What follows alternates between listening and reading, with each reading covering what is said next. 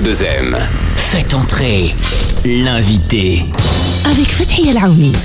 Merci Ismaël, bonjour à tous. Aujourd'hui, nous allons vous parler d'une formidable initiative, le festival Karasena, organisé par l'École nationale de cirque Chemsi et l'association marocaine d'aide aux enfants en situation précaire. Un festival unique en son genre. L'édition 2022 a débuté fin août à Rabat et Salé et se poursuit jusqu'au 21 septembre prochain. La principale ambition, faire ensemble un cirque solidaire et équitable. Un festival haut en couleurs qui révèle de jeunes talents, donne une opportunité inespérée pour certains, parce que cette année, le festival s'est élargi avec de nouveaux partenariats, notamment Canada et pays subsahariens. L'occasion aussi, et surtout pour nous, de mettre en lumière des acteurs qui parviennent à fédérer, susciter l'engouement, ouvrir des portes à la culture à ceux à qui le plus souvent elle est fermée. Karasena existe depuis 2006, fondée sous l'égide de l'AMSIP, l'association marocaine d'aide aux enfants en situation précaire. Elle est présidée par Touria Bouhabid. Elle est mon invitée aujourd'hui. Bonjour. Bonjour à tous. Merci d'avoir répondu à notre invitation, Touria.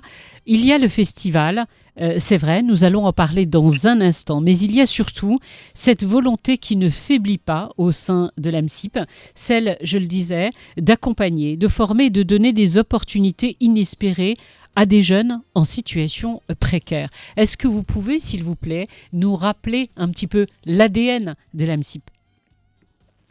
Je pense que vous avez très bien résumé, succinctement, l'approche, la marque de fabrique de cette association qui se veut proche des jeunes et des enfants, de pouvoir les accompagner, les aider à s'épanouir, à retrouver un chemin de vie.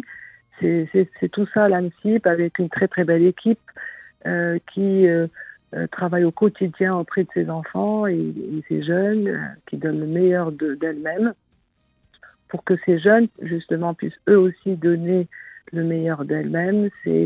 Elle fait ensemble, c'est le faire ensemble avec d'autres partenaires comme le ministère de l'Éducation nationale, de la formation professionnelle, avec nos partenaires l'INDH,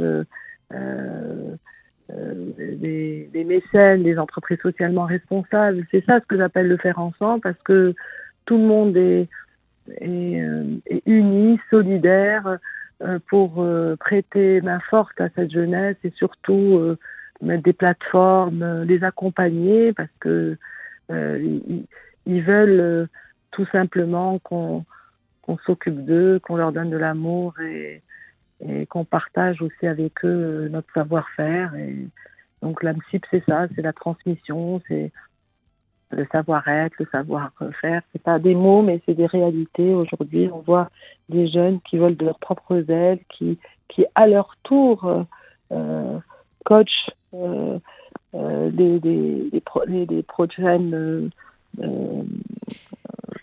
Touria, nous allons écouter les un prochaines extrait. Générations. Nous allons écouter un extrait d'un ancien lauréat. Il a travaillé dur. Aujourd'hui, il est connu de tous. Je vous propose d'écouter. وانا في عمري 20 عمرني تخيل نكون انا هو هذا السيد اللي كتشوفوه قدامكم. تقدر تكون تشوفني دابا انسان ناجح قدوه ديالك، ولكن في عمري 20 كنت ابعد ما يكون على هذه الصوره بالنسبه لكل شي الناس. تكون فنان سيرك اكبر تفاهه ممكن شاب مغربي يدير. هذاك اخر حليقي اش كتخربق اصاحبي، وانا معمي بالشغف ديالي وما عارفش فين غادي. فعلا ما عارفش فين غادي، ولكن عندي حلم ومقاتل عليه. واخا انا شاك نقدر نكون ما نجحتش في الشغف ديالي، ولكن علمني نصبر ونتقاتل. كل حركه ندير هي سنوات ديال الخدمه، عاود تعلمت باللي النجاح ماشي سهل، وباللي ليكسيلونس والرقي هو بزاف ديال الخدمه والتكرار والنظام. تعلمت نتقبل الفشل مرحله في الحياه. Ce témoignage, c'est celui de Swinga. Beaucoup ne savent pas qu'il est issu de cette école. Il résume tout pour vous, Touria ? Ah oui, tout à fait tout. Je suis très émue parce que On leur a toujours dit qu'on n'obtient rien sans travail et qu'il fallait vraiment pas tomber dans l'abîme ni se sentir victime, que la précarité, tout le monde peut être dans une situation de précarité. Mais il faut toujours rester digne et travailler pour arriver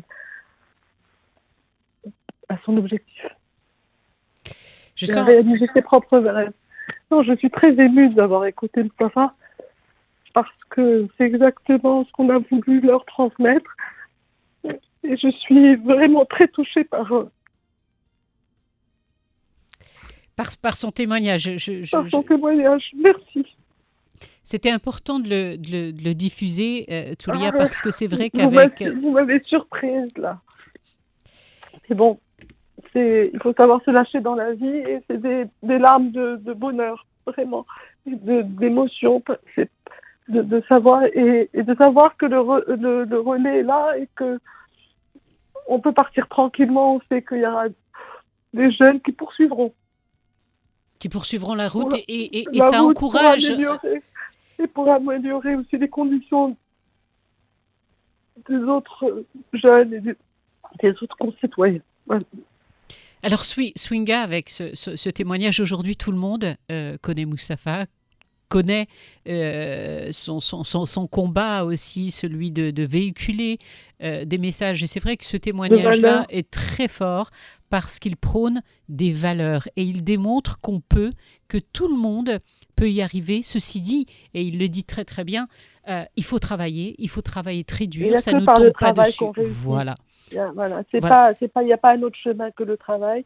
Et il a voulu cette année, dans cette reprise, après cette pandémie, et il a vu après la Covid, il faut rester toujours vigilant, mais après les 4 mois ou 5 mois où on était complètement séparés les uns des autres, quand nous sommes revenus, il y a eu cette force dans cette école de reprise et d'un vrai challenge.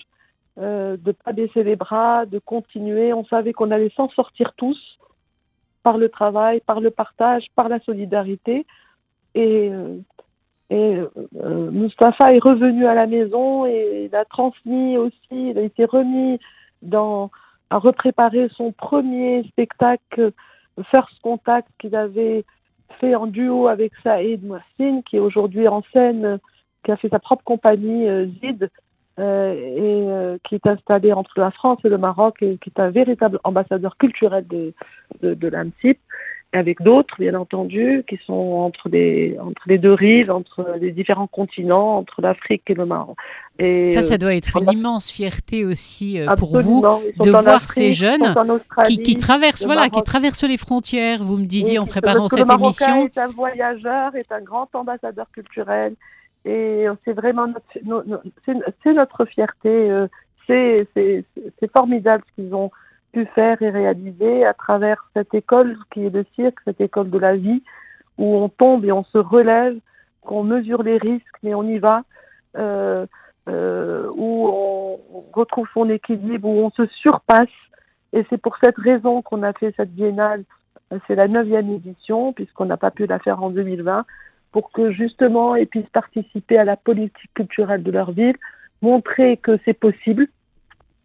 Et Swinga, Mustapha, depuis 2014, il ne faisait plus du cirque, il revient 8 ans après pratiquement, il s'est remis à l'entraînement, il venait régulièrement pour reprendre son Aoul Kalem, qui est le spectacle pour chaque apprenti. Pour devenir lauréat, il doit présenter un spectacle de 7 à 8 minutes pour comprendre le process de la création et surtout pouvoir s'insérer dès la sortie de l'école, qu'ils puissent gagner leur vie correctement. Voilà. Et comme tout le monde est s'insérer non seulement et devenir de véritables acteurs de la dynamique culturelle de la ville. Alors cette édition 2022 de Karasena, à chaque fois c'est aussi, et c'est non seulement elle a été très attendue, vous l'avez dit, il y a eu toute cette période de Covid, donc pas de représentation, parce que c'est un peu la vitrine de tout le travail accompli, l'occasion de le partager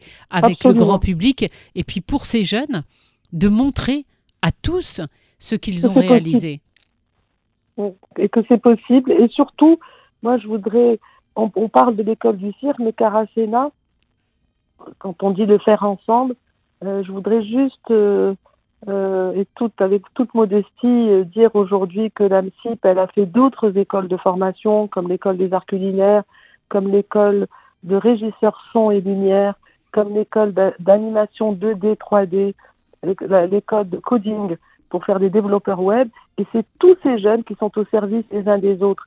Pendant toute cette période de festivité et toute l'année, c'est les apprentis de l'école des arts culinaires, sous la houlette de leur chef, qui préparent les repas, qui préparent les caterings, qui sont là jusqu'à minuit après leur représentation pour leur donner à manger.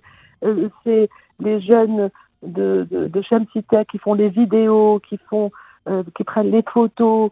C'est les jeunes du son et lumière, plateau, qui préparent le plateau, qui écrivent la lumière pour eux, pour leur numéro d'Aoul Kalam, et qui sont au service de la régie.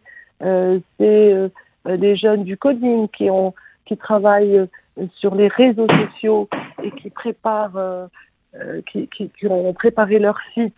C'est toute cette jeunesse, les uns au service des autres, et c'est de la formation en même temps par alternance pour eux, parce que tous les diplômants et qualifiants, grâce au ministère de la formation professionnelle, qui leur a donné l'opportunité et la reconnaissance de leur diplôme, même si c'est par leur travail et par leur volonté qu'ils peuvent devenir des artistes ou des bons chefs ou des bons développeurs, mais c'est toujours valorisant de partir avec un diplôme qualifiant à la sortie de sa formation.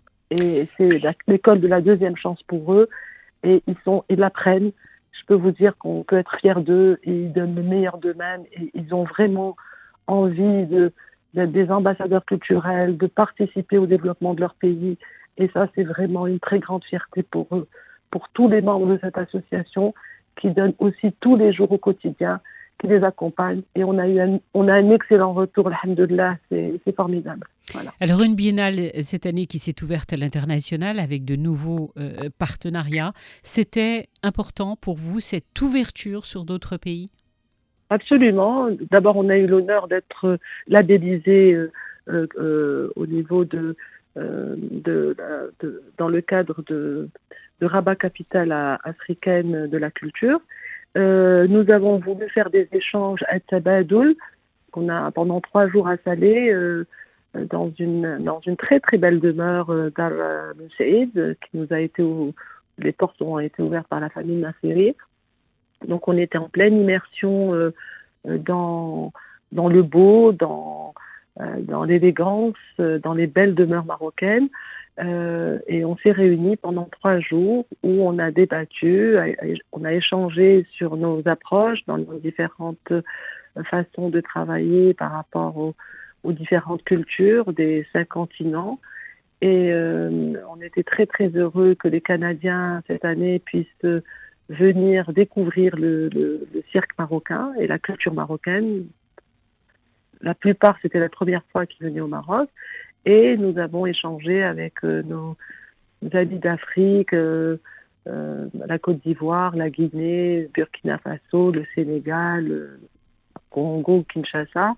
Ils ont présenté aussi des spectacles, sur nos chapiteaux, à l'extérieur, dans l'espace public. Et tout ça, c'est magnifique parce que on véhicule nos cultures et c'est une belle diplomatie culturelle. On a eu beaucoup de plaisir à échanger et surtout créer un partenariat pour faire du développement durable, quoi, d'échanger, puisque nos amis africains, on avait déjà fait une ébauche pour certains pays d'Afrique et aujourd'hui il y en a d'autres qui veulent qu'on échange nos compétences et que chacun apporte une pierre à l'édifice pour vraiment bâtir cette famille du cirque d'Afrique ensemble. Voilà. Alors, j'ai vu les images, elles sont absolument magnifiques et pour tous ceux qui nous écoutent en ce moment, allez sur les pages Facebook ou Instagram de Karasena, vous verrez que ça en vaut vraiment le détour. Et pour ceux qui n'ont pas encore... La Biennale Karasena, ça s'appelle. La Biennale Karasena. Le site exactement, le site, l'adresse ? C'est karasena.art pour le site, et pour la page Facebook, c'est Biennale Karasena, Karacena, et il y a la page aussi Shamsi, ENC. Voilà. Vous verrez vraiment que ça en vaut le détour. Et pour ceux qui n'ont pas encore eu la chance d'y aller, prochaine date, ce sera le 16 septembre à 17h avec Motolou, c'est comme ça qu'on prononce? C'est ça, oui. Et puis il y aura à 20h Dérapage avec Sylvie Germain. Et là aussi, c'est une belle approche. Sylvie Germain, c'est une chorégraphe. Elle a une compagnie, Sylvie Germain. Elle est basée à Grenoble. Et depuis 2009, elle accompagne ces jeunes. Et aujourd'hui, elle recrute beaucoup dans les apprentis. Dérapage, c'est 3 circassiens qui sortent lauréats de l'École nationale du cirque et 2 danseurs de Grenoble, des musiciens. C'est un très très beau spectacle. Et nous avons aussi le 21 septembre au théâtre. Voilà ce que j'allais dire, 21 septembre. Alors, le 16 à 20h, on va le préciser, ce sera à la Casbah des Gnawa à Sidi Moussa à Salé, donc avec Dérapage dont vous parliez.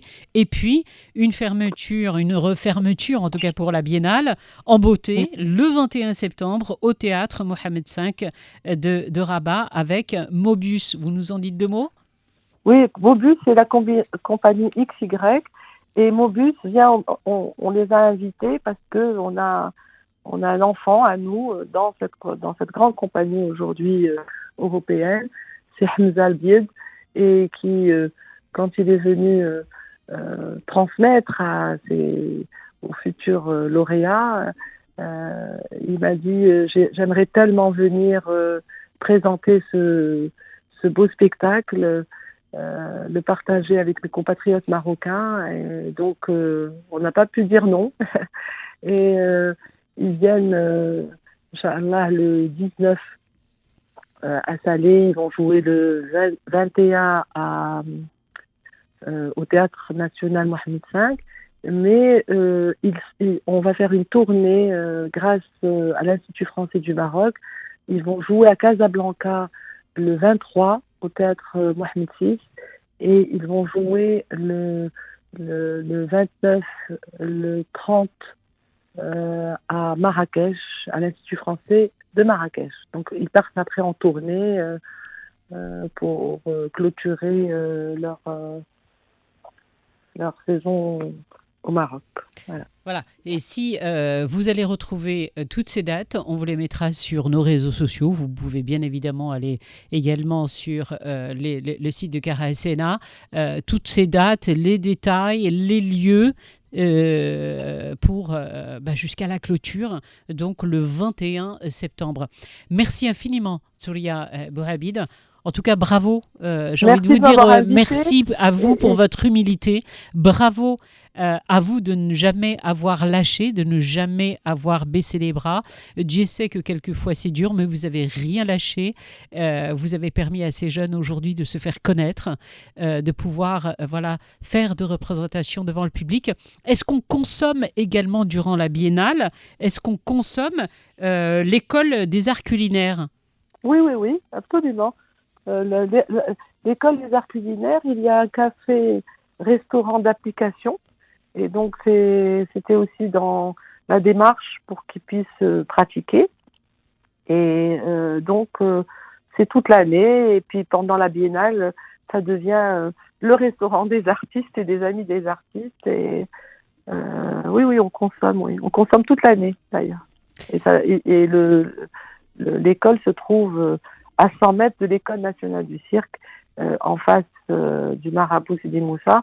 Donc, ces 2 projets ont participé, comme vous dites, d'une manière peut-être modeste, mais c'est des petits gestes anodins qui changent la vie de tout le monde.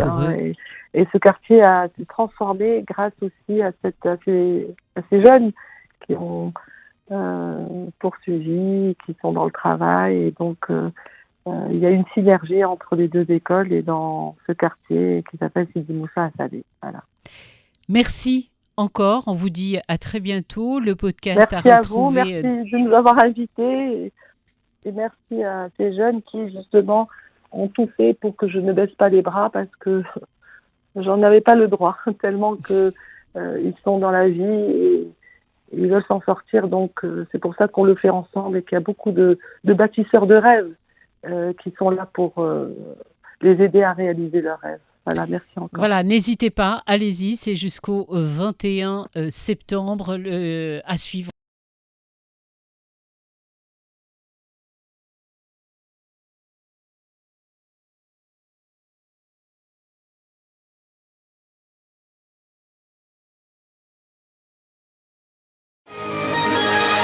Vivre avec vous.